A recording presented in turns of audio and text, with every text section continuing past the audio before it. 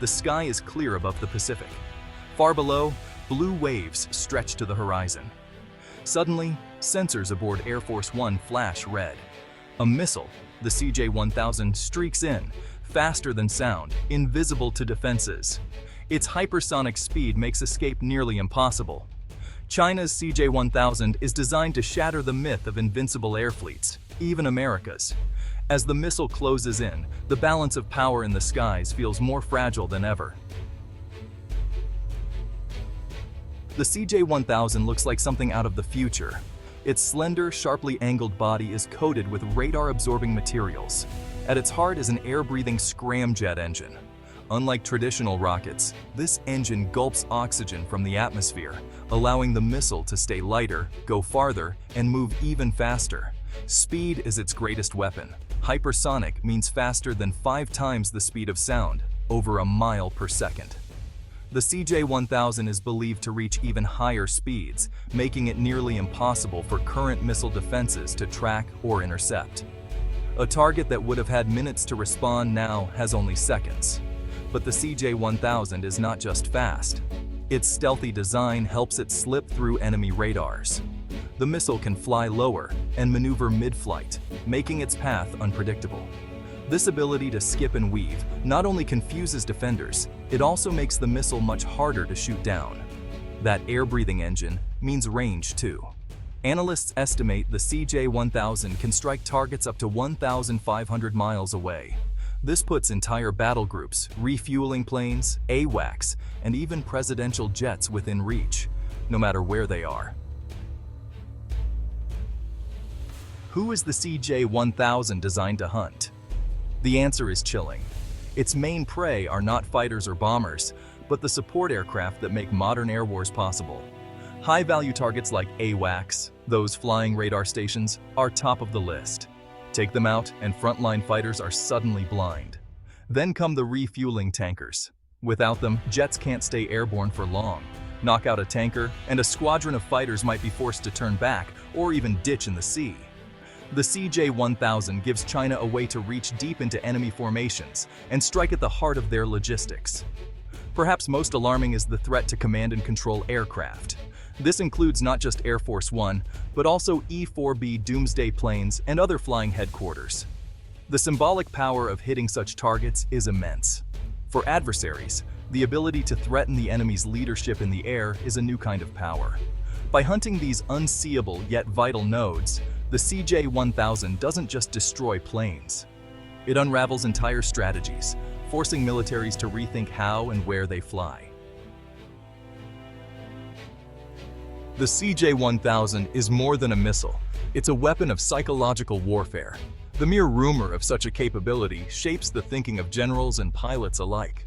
Suddenly, nowhere feels safe, not even the skies far from the front lines. Pilots and crews of high-value aircraft now face a new kind of anxiety. Every mission carries the risk of surprise attack by an enemy they can't see or outrun. The missile's hypersonic speed turns reaction time into a cruel joke. What good are training and vigilance if the threat arrives before you can even respond? For military planners, the CJ-1000 changes the calculus. How do you protect vital planes if traditional escorts and countermeasures won't work? The answer is unclear.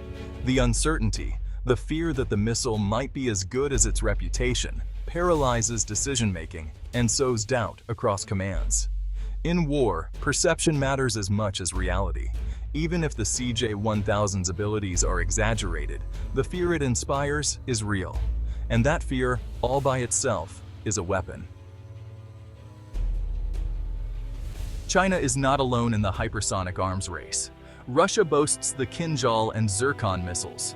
The United States is testing its own systems, like the AGM-183A AR and Hausi. France, India, and others are racing to catch up. But the CJ-1000 stands out for several reasons. First is its air-breathing engine. While Russia's Kinjal is essentially a modified ballistic missile, the CJ-1000's scramjet allows it to maintain hypersonic speeds at lower altitudes, weaving through defenses. This makes it less predictable and harder to intercept. Next is its target set. Most hypersonic missiles are designed for ships or static ground targets. The CJ-1000, by contrast, is built to chase moving, heavily defended aircraft. That's a unique threat profile. It's not just a weapon, it's a hunter. Finally, China's willingness to parade the missile in public, coupled with secretive testing, amplifies its aura of menace. Rivals can't be sure what it can really do, and that uncertainty is part of its power. The CJ-1000 forces a rewrite of the air war rulebook. For decades, the United States and its allies have relied on layers of support aircraft far from enemy range. These flying radars, tankers, and command planes made air dominance possible. Now, none of them are safe. Air planners must rethink everything from flight paths to refueling schedules. Old assumptions about safe zones and sanctuary airspace are gone. High-value aircraft may need to fly lower, scatter more, or even hide behind friendly fighters. This adds cost, complexity, and risk to every operation. Defenses must adapt too. Existing anti-missile systems struggle with hypersonics. New sensors and interceptors are needed, but they're expensive and, honestly, years away. In the meantime, militaries may have to rely on deception, electronic jamming, or simply hope the CJ-1000 isn't as deadly as advertised. All these changes slow down decision-making and limit flexibility. The sky, once a domain of easy dominance, is now a contested, unpredictable battlefield. For all the hype, not everyone is convinced the CJ-1000 is as deadly as it seems. Hypersonic missiles are incredibly hard to build and even harder to test. Scramjet engines demand perfect conditions and have a history of failure. Has China truly solved these engineering puzzles? Western analysts point to China's secrecy as a reason for doubt. There have been few public tests, and some videos appear heavily edited. It's possible the missile works only in limited scenarios, or that its guidance systems can't reliably track fast-moving aircraft at long range. Even if the missile is real, deploying and coordinating such weapons is a massive challenge. Finding high-value targets in the vastness of the sky, keeping communications secure, and launching in time, all these steps are fraught with risk. Still, in war, perception often trumps truth. Even an imperfect missile can force adversaries to spend billions on countermeasures and upend decades of planning. If the CJ-1000 works as advertised, it changes everything. The United States and its allies can no longer count on safe skies.